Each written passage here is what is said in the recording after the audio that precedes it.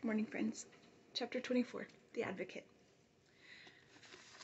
As Queequeg and I now fairly embark on this business of whaling, and as this business of whaling has somehow come to be regarded among landsmen as a rather unpoetical and disreputable pursuit, therefore I am all anxiety to convince ye landsmen, of the injustice hereby done to us hunters of whales. In the first place, it may be deemed almost superfluous to establish the fact that among people at large the business of whaling is not accounted on a level with what are called the liberal professions. If a stranger were introduced into any miscellaneous metropolitan society, it would but slightly advance the general opinion of his merits, were he presented to the company as a harpooner, say, and if in emulation of the naval officers he should append the initials S.W.F. sperm whale fishery to his visiting card.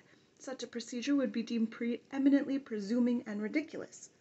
Doubtless one leading reason why the world declines honoring us whalemen is this: they think that at best our vocation amounts to a butchering sort of business, and that when actively engaged therein we are surrounded by all manner of defilements. Butchers we are, that is true, but butchers also, and butchers of the bloodiest batch, have been all martial commanders whom the world invariably delights to honor.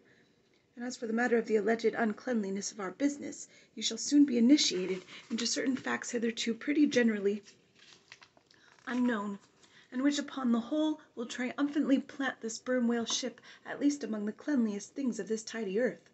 But even granting the charge in question to be true, what disordered slippery decks of a whale ship are comparable to the unspeakable carrion of those battlefields from which so many soldiers return to drink in all ladies' plaudits? And if the idea of peril so much enhances the popular conceit of the soldier's profession, let me assure ye that many a veteran who has freely marched up to a battery would quickly recoil at the apparition of the sperm whale's vast tail fanning into eddies in the air over his head. For what are the comprehensible terrors of man compared to the interlinked terrors and wonders of God? But though the world scouts at us whale hunters, yet it does unwittingly pay us the profoundest homage, yea, in all abounding adoration, for almost all the tapers, lamps, and candles that burn round the globe burn as before so many shrines to our glory. But look at this matter in other lights. Weigh it in all sorts of scales. See what we whalemen are and have been. Why did the Dutch in De Witt's time have admirals of their whaling fleets? Why did Louis XVI of France, at his own personal expense, fit out whaling ships from Dunkirk, and politely invite to that town some score or two of families from our own island of Nantucket?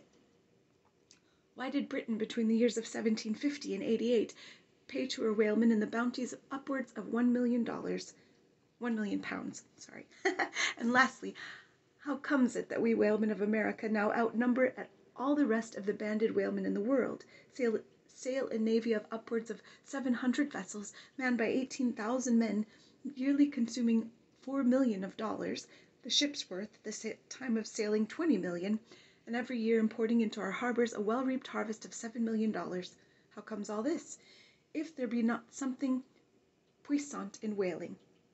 But this is not the half. Look again.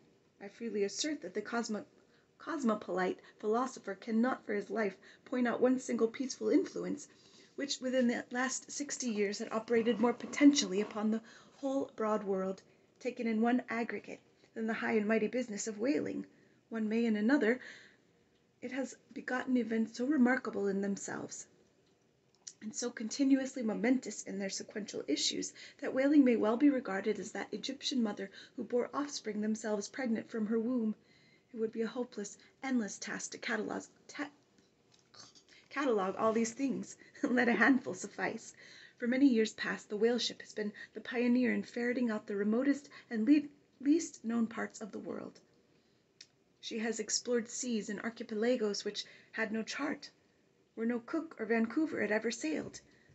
If American and European men of war now peacefully ride in once savage harbors, let them fire salutes to the honor and glory of the whale ship, which originally showed them the way, and first interpreted between them and the savages. They may celebrate as they will the heroes of exploring expeditions, your Cooks, your Crusensterns, but I say that scores of anonymous captains have sailed out of Nantucket that were as great and greater than your Cook and your Crusenstern. For in their succourless empty-handedness they in the heathenish sharked waters, and by the beaches of unrecorded Javelin Islands, battled with virgin wonders and terrors that Cook, with all his marines and muskets, would not willingly have dared. All that was made such a flourish of in the old South Sea voyages, those things were but the lifetime commonplace of our heroic Nantucketers. Often adventures which Vancouver dedicates 3 chapters to, these men accounted unworthy of being set down in the ship's common log. Oh, the world! Until the whale fishery rounded Cape Horn, no commerce but colonial, scarcely any intercourse but colonial, was carried on between Europe and the long line of the opulent Spanish provinces on the Pacific coast. It was the whalemen who first broke through the jealous policy of the Spanish crown touching those colonies, and if space permitted, it might be distinctly shown how from those whalemen at last eventuated the liberation of Peru, Chile, Bolivia, from the yoke of old Spain, and the establishment of the eternal democracy in those parts. That great America on the other side of the sphere, Australia, was given to the enlightened world by the whalemen. After its first blunder-born discovery by the Dutchmen, all other ships long shunned those shores as pestiferously barbarous. But the whale ship touched there. The whale ship is the true mother of that now mighty colony.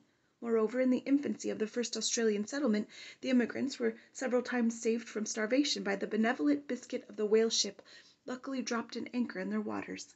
The uncounted isles of all Polynesia confess the same truth, and do commercial homage to the whale ship, that cleared the way for the missionary and the merchant, and in many cases carried the primitive missionaries to their first destinations.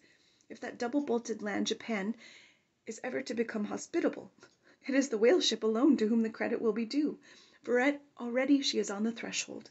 But if, in the face of all of this, you still declare that whaling has no aesthetically noble associations connected with it, then am I ready to shiver 50 lances with you there, and unhorse you with a split helmet every time.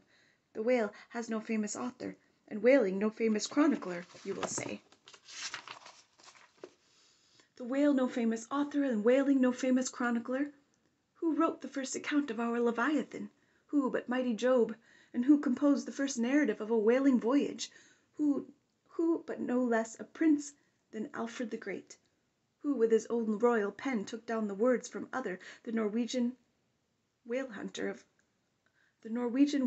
of those times, and who pronounced our glowing eulogy in Parliament? Who but Edmund Burke?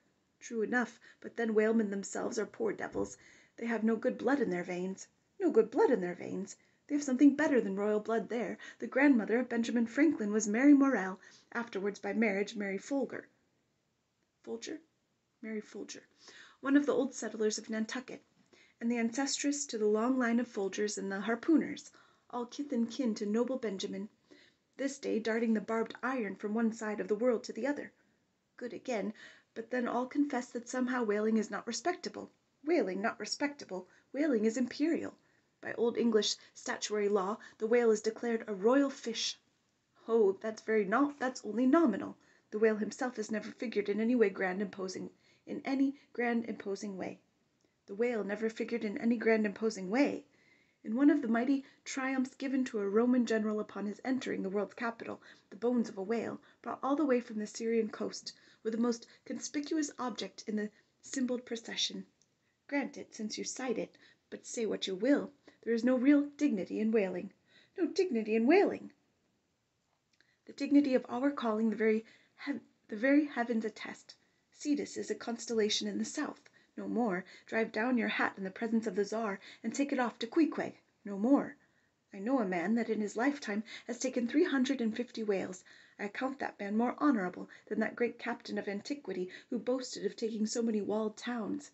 And as for me, if by any possibility there be any as yet undiscovered prime thing in me, if I shall ever deserve any real repute in all that small but high-hushed world, which I might not be unreasonably ambitious of, if hereafter I shall do anything that upon the whole a man might rather have done than to have left undone, if at my death my executors, or more properly my creditors, find any precious MSS in my desk, then here I prospectively ascribe all the honor and the glory to whaling, for a whale ship was my Yale College and my Harvard.